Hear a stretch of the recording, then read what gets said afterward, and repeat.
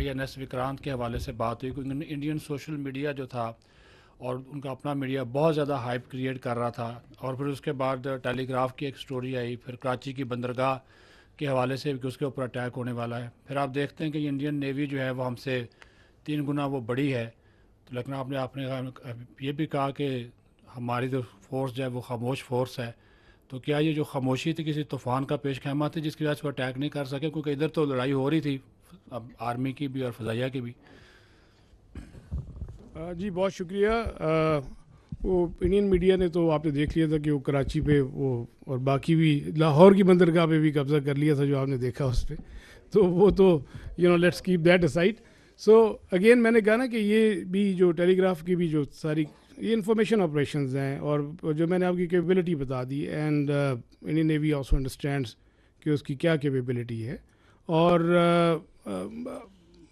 اس کی for example Karachi سے قریب لے کے آنا 400 میل میں میں نے آپ سے کہا even at that range and if it comes even closer so that makes it extremely vulnerable. They understand it perfectly well.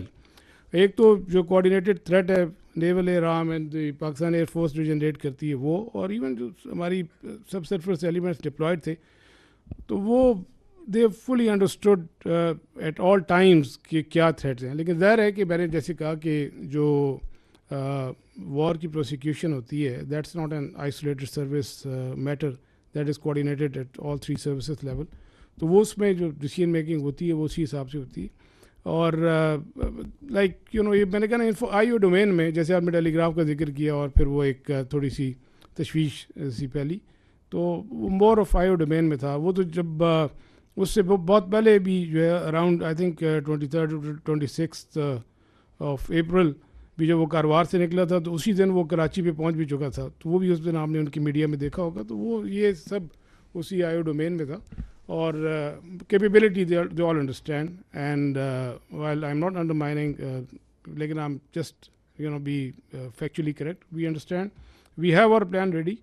اور مطلب اگر کوئی ایڈونچرزم کی طرف آتا ہے تو we will take them down. Thank you very much.